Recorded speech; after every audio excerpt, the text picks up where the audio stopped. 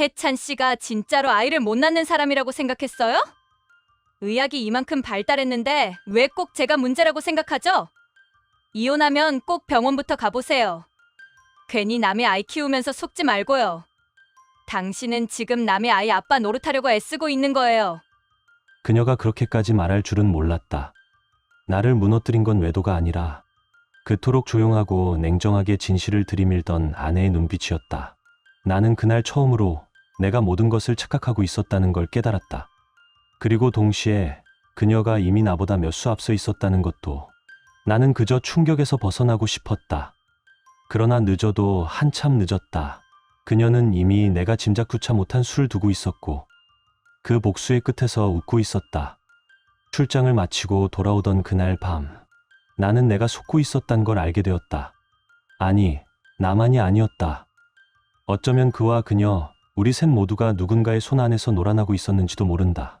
처음 그 여자를 봤을 때 낯설면서도 이상하게 익숙했다. 그녀가 보여준 영상 속에는 내 아내가 있었다. 우리 거실에서 낯선 남자의 품에 안겨 웃고 있는 아내, 그리고 그 여자의 한마디, 복수하고 싶으세요? 그 말 한마디가 내 안의 모든 감정을 송두리째 끌어올렸다. 그리고 나는 돌아올 수 없는 길로 들어섰다. 단지 들이닥쳐 싸우고 따지는 걸로 끝났다면 나는 지금쯤 그냥 이혼한 남편으로 남았을 거다. 하지만 그녀는 그런 식으로 끝내지 않았다. 한 수, 두 수, 그리고 10수까지. 모든 판을 짜고 모든 감정을 통제하며 그녀는 놈들 스스로가 지옥으로 걸어 들어가게 만들었다. 나는 그저 따라갔다. 처음엔 단순한 복수였다. 하지만 어느 순간부터 나는 그녀에게 빠져들고 있었다. 차가운 눈빛 속에 숨겨진 따뜻함, 모든 걸 잃고도 꿋꿋한 뒷모습, 그리고 나보다 나를 더 잘 아는 그 사람. 우리는 그날 이후 함께였다. 그러나 우리의 끝이 해피엔딩인지 파국인지 그건 아직 아무도 모른다. 왜냐하면 진짜 복수는 이제 막 시작이니까. 결말은 여러분의 예상을 완전히 뒤엎을지도 모릅니다. 여러분의 생각은 어떠셨나요? 댓글로 꼭 남겨주세요. 구독과 좋아요도 잊지 마시고 방탐정의 이중 파일과 함께 더 놀랍고 흥미로운 이야기 속으로 떠나봐요. 출장을 마치고 돌아오던 밤이었다. 예정에 없던 하루 일찍 귀가였다. 낯선 도시의 공기 속에서도 발걸음은 유난히 가벼웠고 머릿속엔 오로지 아내 유나의 얼굴만 맴돌았다. 출장을 마치고 돌아올 때마다 작은 선물을 사곤 했다. 이번에도 마찬가지였다. 평소 유나가 갖고 싶어 했던 립스틱 하나를 조심스레 포장지에 담으며 생각했다. 몰래 찾아가 그녀를 놀라게 해주고 싶었다. 그런 장난스런 기쁨이 내겐 소중한 일상이었다. 공항을 빠져나와 택시를 부르려던 찰나, 마침 바로 앞에 멈춰 선 모빌리티 차량 한 대가 눈에 들어왔다. 별 생각 없이 탑승하려는 순간 차량 내부에서 들려온 한마디가 내 전신을 얼어붙게 만들었다. 자기야, 오늘 진짜 최고였어. 익숙한 말투, 익숙한 목소리, 그 목소리는 유나였다. 순간 심장이 멎는 듯했다. 어딘가 믿을 수 없는 감정이 들끓었고 그와 동시에 의심은 본능처럼 반응했다. 운전석 쪽을 향해 몸을 기울이는 순간 앞좌석에서 들고 있던 스마트폰의 화면이 내 눈에 들어왔다. 거기엔 우리 집 거실이 담긴 CCTV 영상이 재생되고 있었고 그 영상 속에는 분명히 유나가 있었다. 낯선 남자의 팔에 안겨 웃고 있는 그녀. 그 모습은 내가 아는 유나가 아니었다. 너무 낯설고 너무 익숙해서 더 충격적이었다. 그리고 그 순간 조용히 운전대를 잡고 있던 여성이 고개를 돌리며 나직하게 말했다. 그 사람, 제 남편이에요. 나는 숨조차 쉴 수 없었다. 낯선 얼굴의 그녀는 내게서 눈을 떼지 않은 채 침착하게 말을 이었다. 정아진 씨 맞죠? 제가 데리러 온 거예요. 그녀의 눈가는 붉게 물들어 있었다. 분명 방금 전까지 울고 있었을 것이다. 그럼에도 그녀는 담담했다. 그리고 단도직입적으로 물었다. 복수하고 싶으세요? 나는 대답할 수 없었다.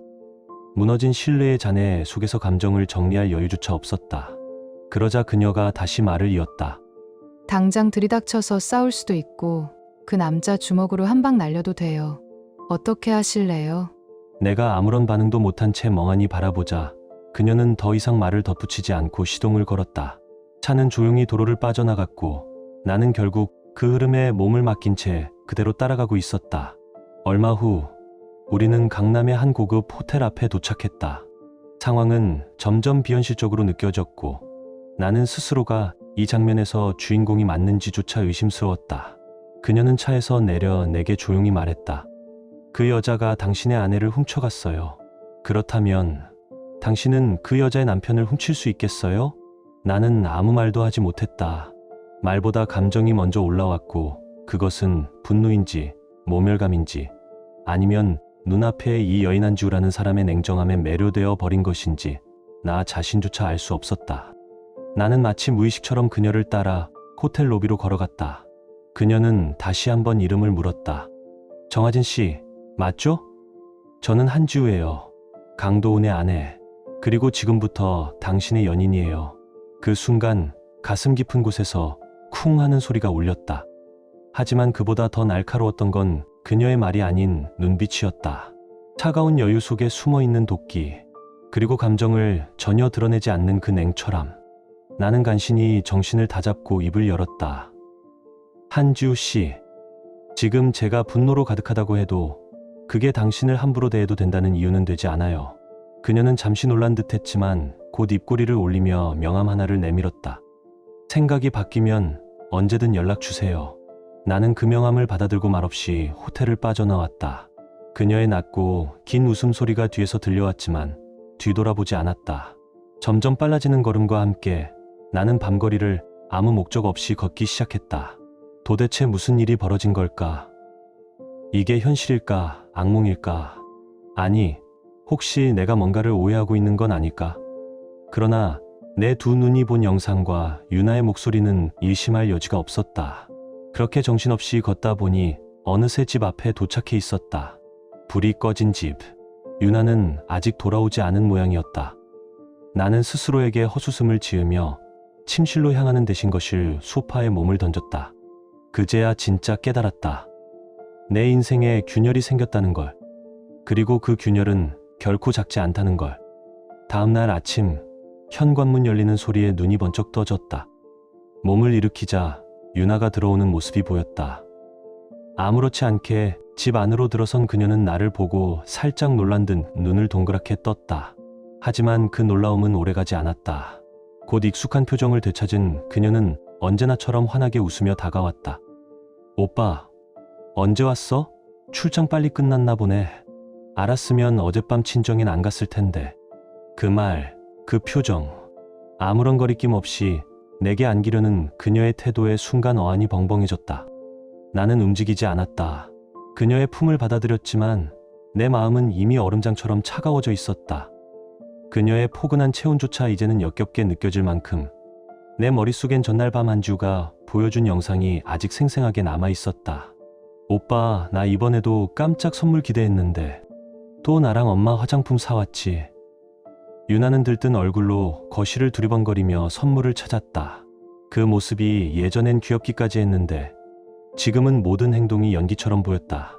출장 갈 때마다 뭘 하나쯤 사다 주는 게 습관이 되어 있었고 그녀는 그걸 당연하게 여겼다. 하지만 이번엔 달랐다. 나는 그녀를 놀래켜주고 싶어서 일부러 미리 귀국한 거였다. 그런데 그녀는 내 예상보다 더 큰 서프라이즈를 준비하고 있었다.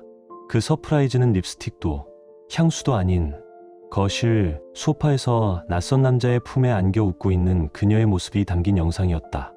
그녀는 점점 표정을 굳히며 다시 내게 다가왔다. 오빠, 이번엔 진짜 선물 없나 봐? 엄마한테는 분명히 챙긴다고 말했는데 전 같았으면 나는 웃으며 얼른 달래줬을 것이다. 미안해. 다음엔 꼭 챙길게. 같은 뻔한 말로 넘어갔겠지.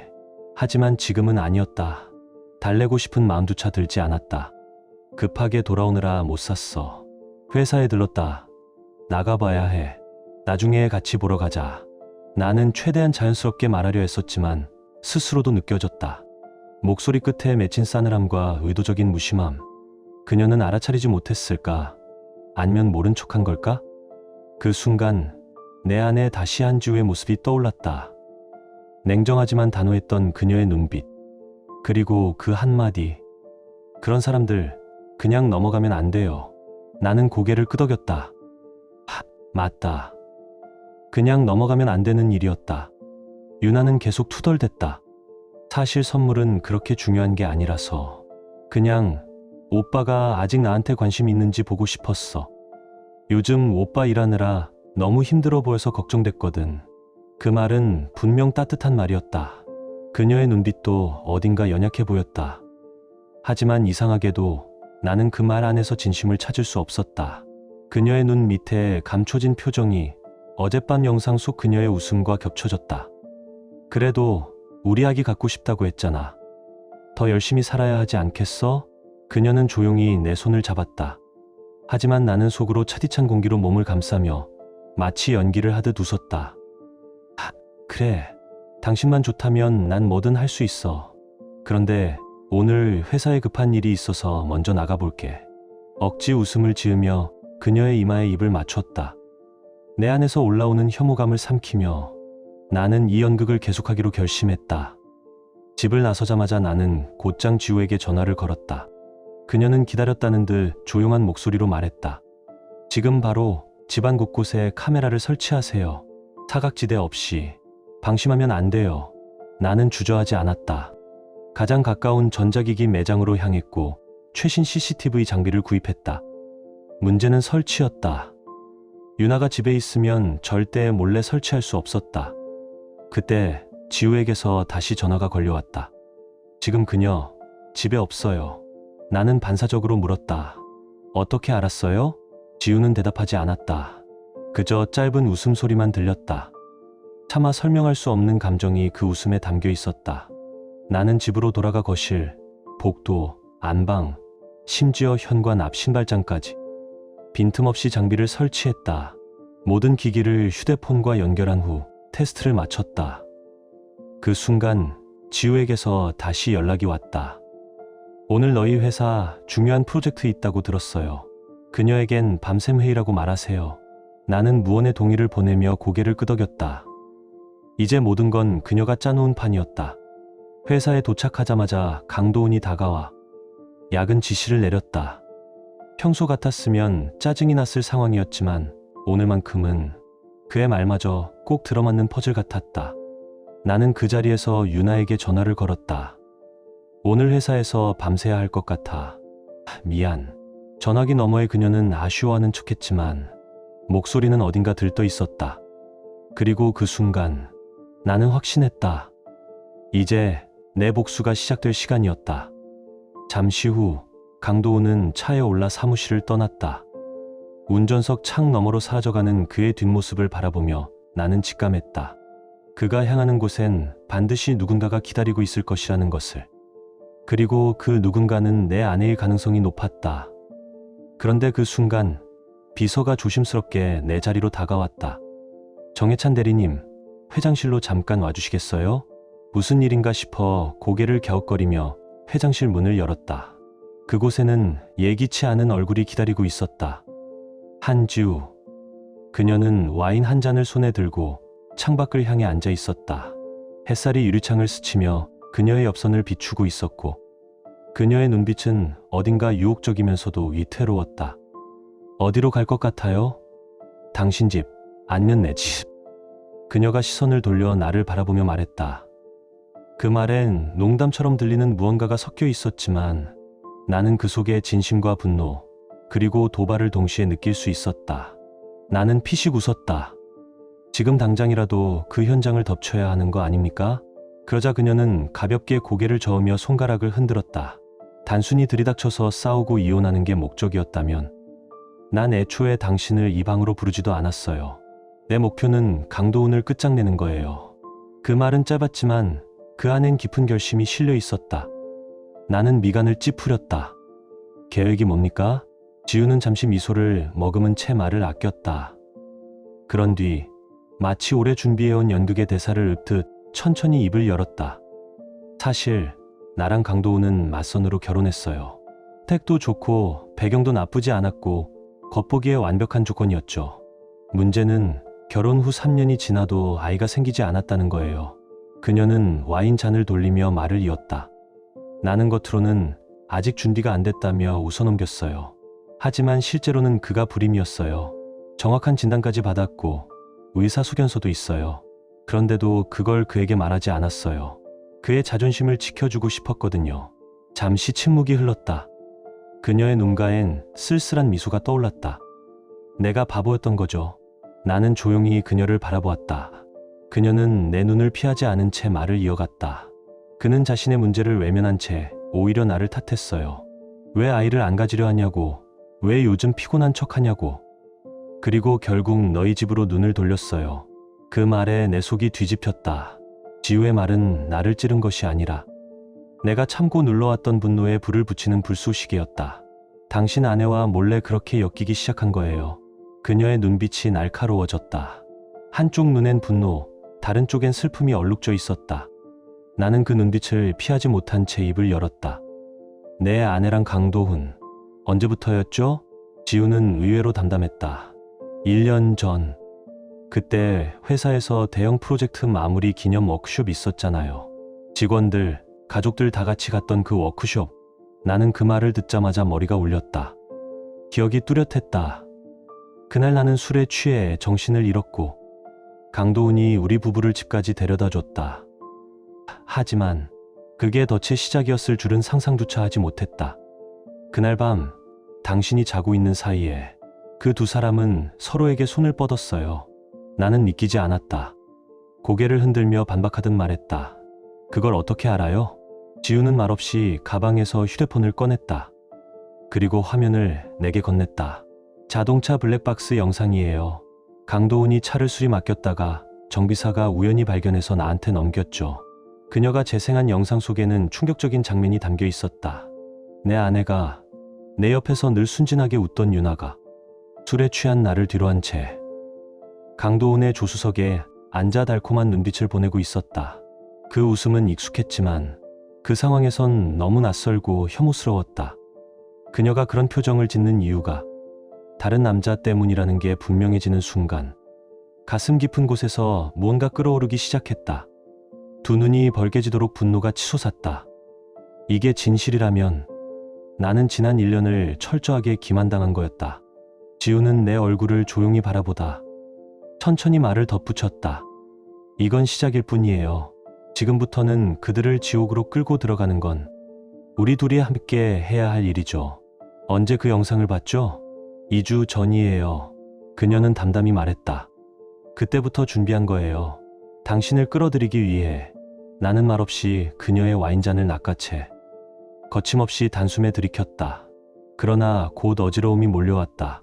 술에 약한 나는 금세 정신이 흐려졌고 의식이 점점 멀어져 갔다. 다음 날 햇살이 창문 사이로 스며들 무렵 나는 호텔 소파에서 눈을 떴다. 이마를 짚으며 몸을 일으키자 한지우는 내게 조용히 말했다. 이제 시작이에요. 배신자들을 어떻게 무너뜨릴지. 왜 하필 나예요? 나는 묻지 않을 수 없었다. 그녀는 대답 대신 그 특유의 조용한 미소로 말을 흐렸다. 당신도 똑같이 상처받았으니까. 그러니까 우리 둘이 서로 이용하면 되는 거죠. 나는 차가운 한숨을 쉬며 그럼 이제 어떻게 할 겁니까? 그녀는 천천히 말을 꺼냈다.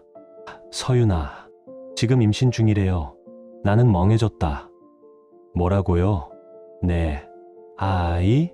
혼란스러웠다. 서윤아는 날 배신했다. 하지만 만약 그녀가 내 아이를 품고 있다면? 한지우는 내 머릿속을 읽기라도 한 듯 얼굴에 씁쓸한 웃음을 띠며 말했다. 괜한 착각 마세요. 그 아이, 당신 아이 아니에요. 뭐라고요? 강도훈은 불임이에요. 그러니까 아이가 생길 수 없죠. 하지만 당신은 건강하고 그녀는 임신했어요. 이제 이해가 되나요? 그럼 나를 일부러 이용한 거였어요? 그녀가 먼저 판을 짰고 내가 그 판에 불을 붙인 거죠. 나는 더는 견딜 수 없었다. 장난하자는 겁니까? 그녀는 여전히 웃고 있었다. 당신이 흔들리면 그들도 흔들리게 되어 있어요. 나는 그 웃음을 더는 볼 수 없었다. 그렇게 날 쳐다보지 마요. 한지우가 차갑게 말했다. 이미 말했잖아요. 그 아이, 당신 아이 아니에요. 나는 말없이 그녀를 노려봤다. 믿기 싫다면 확인해 보세요. 그녀는 가방에서 무언가를 꺼냈다. 임신은 한 달 전. 그때 당신은 해외 출장이었죠. 전혀 돌아온 적도 없었고요. 손에 쥐어진 종이, 그것은 분명한 산부인과 진단서였다. 그 위엔 아내의 서윤아의 이름, 그리고 임신 시기가 적혀 있었다. 심장이 쿵 하고 떨어지는 소리마저 들렸다. 정말 내 아이가 아니야. 나는 그 종이를 던지듯 내려놓고 물었다. 그럼 누구 아이죠? 지우는 어깨를 으쓱였다. 그건 중요하지 않아요. 중요한 건 강도훈은 그 아이가 자기 것이라 믿고 있다는 거예요. 그래서 당신 아내는 곧 이혼 소송을 걸 겁니다. 물론 위자료 한 푼 없이 내쫓기 위해 준비도 끝냈죠. 내 이마엔 푸른 핏줄이 드러났다. 무슨 자격으로 날 내쫓는데, 내가 어떤 남편이었는데. 그녀는 조용히 내 분노를 지켜보다가, 그래서 물어볼게요. 복수 계속 할 수 있겠어요? 나는 이를 악물었다. 당연하지.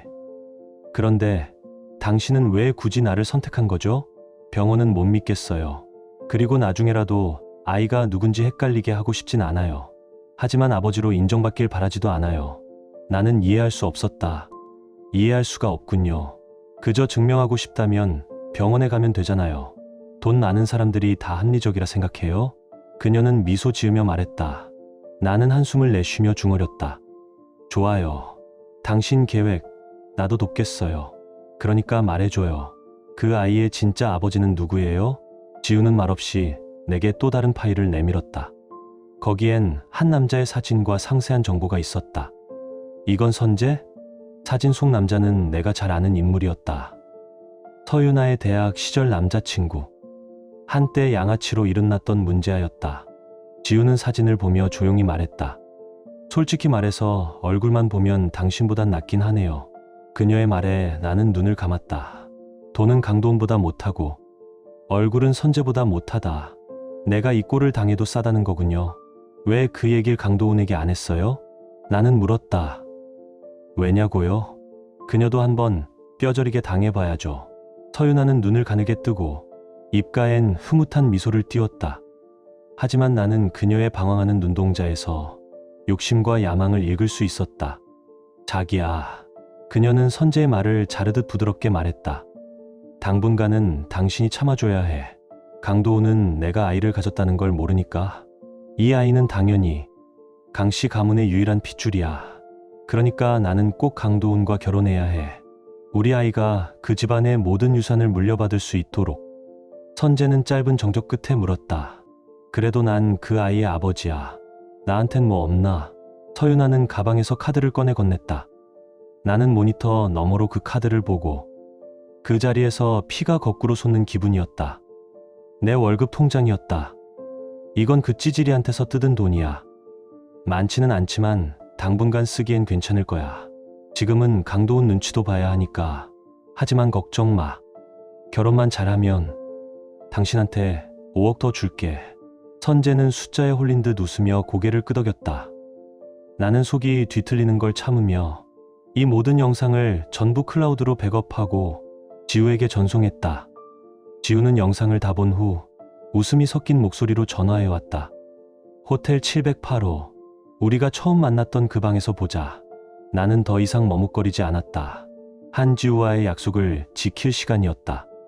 한 달 뒤 지우는 임신 사실을 확인했다. 해찬 씨, 정말 고마워요. 이제 제 차례예요.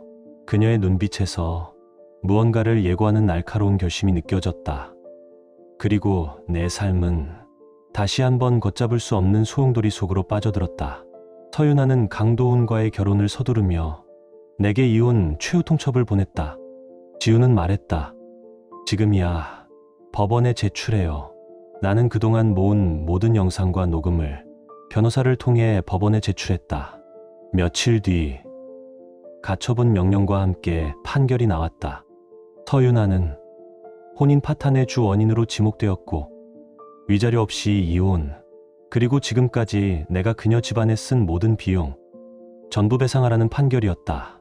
게다가 그녀가 쓰고 있던 내 월급 통장까지 반환하라는 명령까지 붙었다. 서윤아는 당장 돈이 없었다. 할 수 없이 강도훈에게 손을 벌렸다. 강도훈도 현재 소송 중이었지만 아직 그녀가 자기 아이를 임신 중이라 믿고 있었기에 억지로 1억을 건넸다. 서윤아는 아까워하면서도 강씨 며느리 자리를 차지하기 위해 그 돈을 넘겼고 우리는 빠르게 혼인관계를 정리했다. 이 소식을 들은 지우는 회사 전체에 강도훈과 서윤아의 불륜 증거를 공개했고 내 누명을 벗겨주며 복직까지 도와주었다.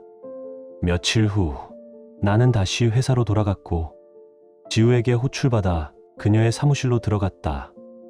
지우 대표님, 우리 거래는 이제 끝났습니다. 더 얽히는 건 좋지 않을 것 같아요. 지우는 나를 뚫어지게 보며 씁쓸하게 웃었다. 해찬 씨, 정말 그렇게까지 냉정해질 수 있어요? 나는 아무 말도 하지 않았다. 내 마음 한구석엔 분명 그녀에 대한 미안함과 애틋함이 남아 있었다. 하지만 동시에 나는 이제 평범한 삶을 살고 싶었다. 서윤아 같은 사람을 겨우 벗어났는데 다시 지우의 복수극에 말려들고 싶지 않았다. 그녀는 여전히 냉정하고 완벽한 커리어우먼의 얼굴을 하고 있었다. 좋은 구경하고 싶지 않아? 지우가 나를 안쪽 방으로 밀어 넣었다. 나는 고개를 저었지만 그녀는 내 저항을 무시한 채 문을 닫고 밖으로 나가버렸다. 얼마 지나지 않아 분노로 가득 찬 유나가 사무실로 들이닥쳤다. 비서가 말렸지만 역부족이었고 지우는 손짓으로 비서를 물리고 유나를 맞이했다. 유나는 이를 악물고 외쳤다. 한지우, 너랑 해찬이랑 그렇고 그런 사이라는 거 다 알아. 어차피 너랑 도훈이랑 사항도 없는 사이잖아. 이혼하고 해찬이랑 살지 그래? 지우는 유나보다 키가 훨씬 컸다. 고개를 내려다보며 냉정하게 말했다. 유나, 넌 아직도 모르니? 도훈이가 무릎 꿇고 빌었어. 제발 이혼하지 말아달라고. 왜냐고? 혼인 중 외도 한쪽이 재산을 다 놓고 나가야 하거든. 그걸 내가 감당하겠어? 유나의 얼굴이 굳었다. 그녀는 강도훈의 아내 자리를 얻기 위해 온갖 수작을 부렸으니 그 모든 게 수포로 돌아갈 수는 없었다. 한지우, 넌 아이도 못 낳잖아. 결국 도훈이랑 헤어질 수밖에 없다고. 이혼하면 어쩌면 너도 재산 조금이라도 챙길 수 있을 텐데 너무 욕심 부리지 마. 지우는 코웃음을 치며 보안 요원을 호출했다. 유나는 질질 끌려나갔고 그녀가 방금 한 말은 고스란히 녹음되었다. 며칠 뒤 지우는 이 모든 증거를 법원에 제출했고 1심 판결로 이혼 성립, 강도훈은 무일푼으로 쫓겨났다. 도훈은 결정을 받아들일 수 없었다. 곧장 지우를 찾아왔다. 무릎을 꿇고 눈물을 흘리며 말했다. 지우야, 우린 몇 년을 함께 했잖아. 아이만 있었다면 우리 가문을 이을 아이만. 그랬다면 이런 일도 없었을 거야. 지우는 냉소적으로 웃었다. 그래서 외도를 했다고? 그럼 나도 아이 갖고 싶었으면 다른 남자랑 아이 낳았어야겠네. 도훈은 흐느꼈다. 유나가 아이 낳으면 그 아이는 우리가 키우자. 내가 정리할게. 우리 둘이 키우자. 제발. 지우는 조용히 입꼬리를 올리며 칼날 같은 진실을 내뱉었다. 넌 아직도 내가 문제라고 생각해? 넌 병원이란 병원은 다녀봐야 해. 나중에 알고 보니 내가 불임이었고 그 아이는 내 아이도 아니었더라. 그때 얼마나 후회할까? 지우는 망설임 없이 이혼 서류에 서명했고 도훈은 분노에 차서 문서를 갈기갈기 찢었지만 결국 법원은 강제 이혼을 성립시켰다. 그 사실을 알게 된 유나는 황급히 선재의 품으로 돌아갔다. 하지만 도훈이 그녀를 찾았을 때 그녀는 이미 선재와 함께 침대에 있었다. 도훈은 분노했고 선재에게 주먹을 날렸지만 전직 조직원이던 선재에게 상대가 되지 않았다. 그는 두들겨 맞고 지갑이며 시계며 휴대폰까지 다 털렸다. 그 바닥에 주저앉은 도훈은 유나를 향해 말했다. 뱃속에 있는 애 누구 애야? 정말 내 애야? 유나는 그에게 침을 뱉고 욕설을 퍼부었다. 도훈은 멍하니 앉은 채 자신에게 되뇌었다. 그럴 줄 알았어. 그 애 내 애가 아니었어. 넌 날 속였어. 전부 다. 그리고는 벌떡 일어나 유나의 목을 조르기 시작했다. 유나는 그대로 눈이 뒤집히고 온몸이 축 늘어졌다. 다행히 선재가 재빨리 막아섰다. 그 덕분에 도훈은 목숨을 건졌다. 하지만 두 사람은 짝이라도 한 듯 도훈을 한바탕 두들겨 패기 시작했고 도훈이 꼼짝없이 쓰러진 후에야 그들은 술 냄새 풍기며 자리를 떴다. 그 직후 지우는 나를 데리고 도훈이 앞에 나타났다. 도훈은 지우가 돌아온 줄 알고 희망 가득한 눈빛으로 쳐다봤다. 하지만 그것이 마지막 희망을 꺼뜨리러 온 것임은 꿈에도 몰랐겠지. 지우는 배를 어루만지며 내 팔을 살며시 끼웠다. 도훈, 너 착하게 굴었으면 이렇게까지 되진 않았을 텐데 지금 꼴이 꼭 버림받은 개처럼 초라하네. 참 안 됐다. 응? 아, 맞다. 나 임신했어. 아이 아빠는 해찬이야. 기분 어때? 도훈은 우리를 향해 손가락질하며 입에서 거친 욕설을 쏟아냈다. 개 쓰레기들. 그래, 우린 개 쓰레기지. 근데 그게 뭐? 도훈은 우리 반응이 없자 끝내 정신을 잃고 쓰러졌다.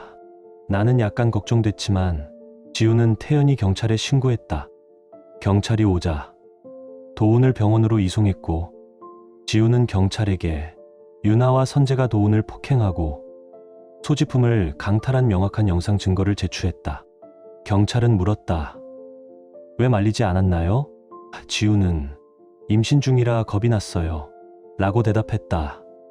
경찰은 우리를 가볍게 주의만 준 뒤 귀가를 허락했다. 돌아오는 길 나는 물었다. 도훈 몸에 있던 귀중품들 일부러 놔둔 거지? 지우는 대답하지 않았다. 하지만 그 미묘한 미소가 모든 걸 말해주었다. 그렇게 오래 함께한 남자니까 제가 굶어 죽을 일은 없게 해줬어. 그녀는 담담히 말했다. 그 돈으로 유나를 찾아간 건 그의 선택이었고 유나와 선재가 그걸 훔친 건 그들 자신의 선택이야. 나는 단지 동기를 제공했을 뿐 그걸 범죄로 만들지는 않았어. 모두는 자신의 선택을 책임져야 한다. 도훈은 선택을 잘못해서 맞고 잃고 무너졌고 유나와 선재도 선택을 잘못해서 이제는 법의 심판을 기다리는 신세가 됐다. 그제야 나는 깨달았다. 지우는 인간의 본심을 꿰뚫고 있는 사람이다. 그리고 내가 운 좋게도 그녀에게 계산당하지 않은 소수라는 걸. 해찬, 나도 너에게 선택지를 줬어. 넌 좋은 선택을 했고 그래서 지금 너는 무사해. 그리고 아마도 최후의 승자일지도 몰라. 그녀가 말했다. 이 승자의 여유로 내가 한 잔 사도 될까? 거절하고 싶었지만 내 발걸음은 이미 그녀를 따라가고 있었다. 그리고 그녀의 마지막 선택, 술잔이 비워질 때쯤 나는 물었다. 이제 뭐 할 거야? 지우는 조용히 웃으며 말했다. 아이와 함께 해외로 떠날 거야. 회사는 내가 맡아줘. 거절하지 마. 나는 아이 아빠를 믿고 맡기는 거니까. 그 말에 내 마음 어딘가가 조용히 무너졌다. 나는 고개를 끄덕이며 대답했다. 지켜줄게. 그 아이의 이름에 부끄럽지 않게. 지우는 정말 회사를 나에게 넘기고 아이를 안고 해외로 떠났다. 그녀가 떠난 후 회사 일로 바빠 그녀를 떠올릴 시간조차 없었다. 그러던 어느 날 도훈이 나를 다시 찾아왔다. 예전보다 훨씬 더 초췌해진 모습, 늙고 지친 얼굴로 지우의 행방을 묻는다. 나도 몰라. 나는 차갑게 대답했고 도훈은 고개를 떨군 채 덩그러니 돌아섰다. 그 쓸쓸한 뒷모습을 보며 나는 고개를 저었다. 그렇게 될 줄 몰랐냐? 그녀가 떠나자마자 이번엔 유나가 찾아왔다. 얼굴엔 멍자국, 피곤한 눈빛으로 말없이 나를 바라보다 내가 자리를 뜨려 하자 작은 목소리로 입을 뗐다. 우리 잠깐 이야기 좀 할 수 있을까? 회사 사람들의 시선을 느끼며 나는 마지못해 근처 카페로 자리를 옮겼다. 자리에 앉자마자 유나는 와르르 무너졌다. 해찬, 내가 잘못했어. 선재는 인간도 아니야. 그녀의 말에 의하면 우리가 신고한 후 선재는 상해죄와 강도죄로 구속됐다. 유나도 처벌 대상이었지만 임신 상태였기에 벌금과 함께 집행유예로 끝났다고 했다. 그 후 경찰은 도훈에게 훔친 물건과 금품을 의료비로 충당했고 유나는 자진해서 일부를 반납해 사건은 민사로 종결됐다. 선재는 6개월 징역을 살았고 그 사이 유나는 돈 한 푼 없이 버려졌다. 그녀는 과거 선재가 빌렸던 허름한 고시원에서 생활을 이어가려 했지만 그런 삶에 익숙치 않았던 그녀는 부모에게 손을 벌렸다.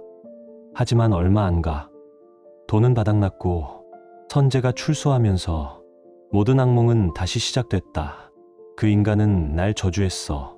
다 내 탓이라며 매일 폭력을 일삼고 심지어 우리 아이도 그 손에 잃었어. 유나는 흐느끼며 두 손 모아 애원했다. 해찬, 제발 나랑 다시 시작하자. 이제야 알겠어. 세상에서 진짜 날 위해준 사람은 너였어. 나는 어이가 없었다. 배신하고 뒤통수 치고 모욕까지 했던 그녀가 이제 와서 다시 돌아온다고? 그 뻔뻔함에 나는 피식 웃었다. 유나, 여기가 쓰레기장인 줄 알아? 도대체 누가 너 같은 사람을 다시 받아줄 거라고 생각한 거야? 나는 분노를 억누르며 일어섰고 그녀는 내 손목을 움켜쥐었다. 놓으라고 했지. 싫어. 제발 한 번만.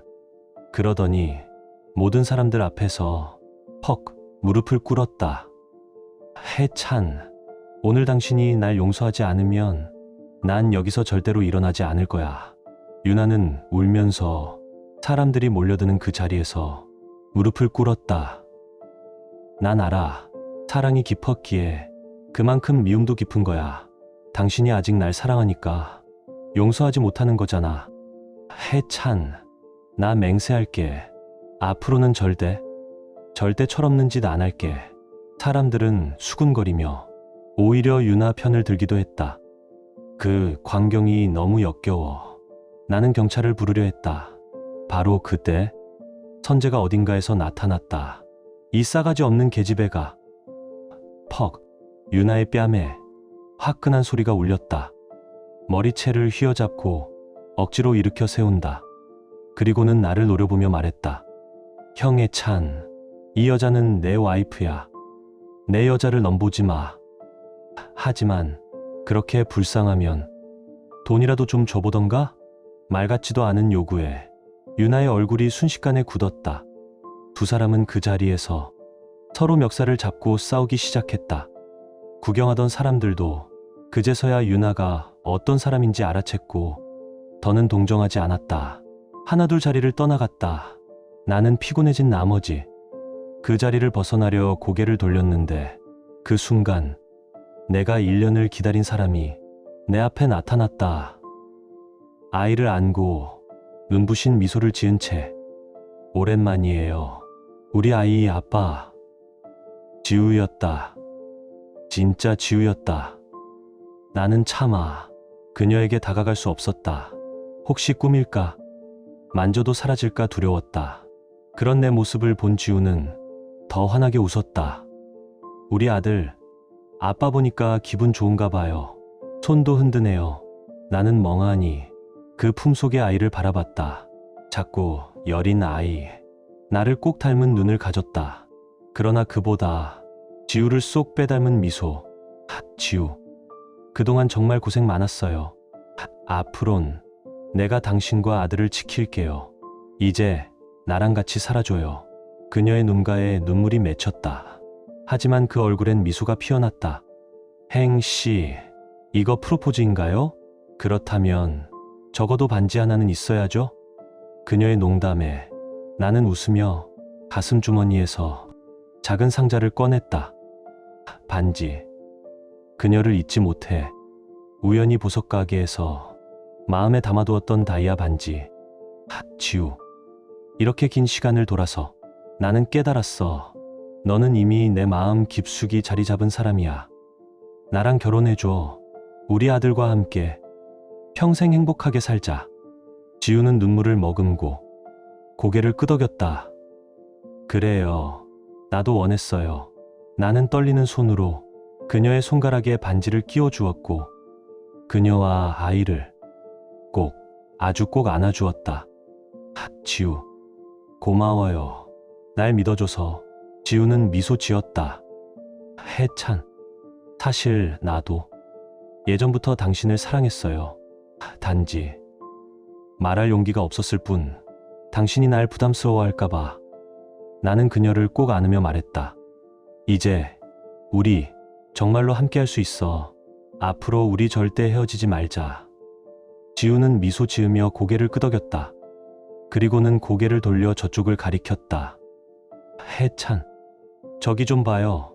강호랑 유나가 아직도 싸우고 있네. 나는 그녀가 가리키는 방향을 바라봤다. 정말이었다. 강호와 유나는 아직도 길거리에서 서로 머리채를 잡고 난리를 피우고 있었다. 그제야 나는 깨달았다.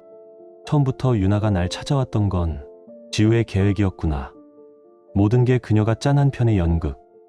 그녀가 나를 위한 마지막 무대였다. 그 장면을 보고 있는 내 심장은 묘하게 벅차올랐다.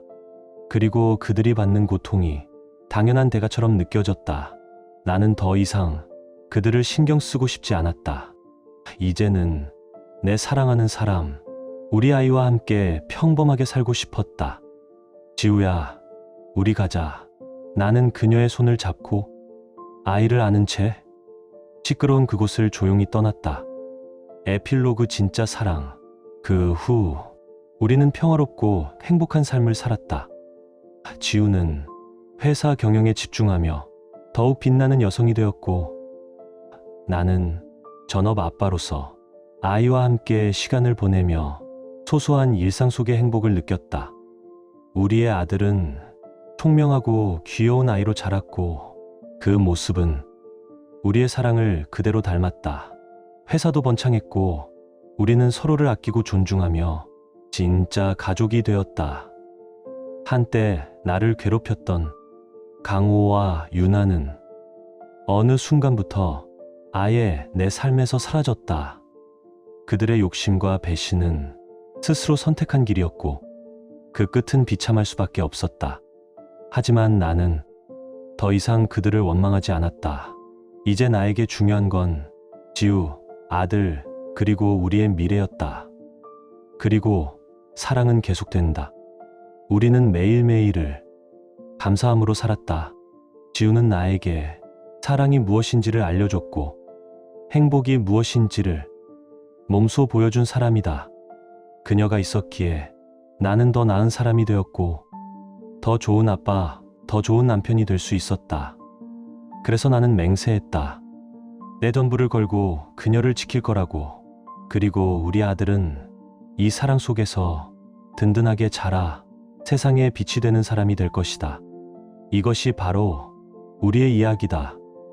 사랑, 배신, 그리고 다시 피어난 희망의 이야기.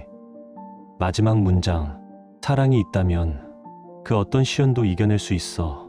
우리는 함께라면 어디든 갈 수 있으니까. 지금 당신의 마음은 어떤가요? 이야기를 읽으며 떠오른 감정이나 생각이 있다면 댓글로 나눠주세요. 당신의 진심 어린 한마디가 누군가에겐 큰 위로가 될 수 있습니다. 이 짧은 이야기 속에 작은 온기나 잊고 지낸 감정 하나라도 담겨 있었다면 그것만으로 이 이야기는 충분히 의미 있는 시간이었을 거예요. 좋아요와 구독, 그리고 공유는 이런 따뜻한 이야기가 더 많은 사람의 하루에 조용히 스며들 수 있는 힘이 됩니다. 함께 해주셔서 고맙습니다. 당신의 하루에도 조용한 평안과 따뜻한 사람이 함께하길 진심으로 바랍니다.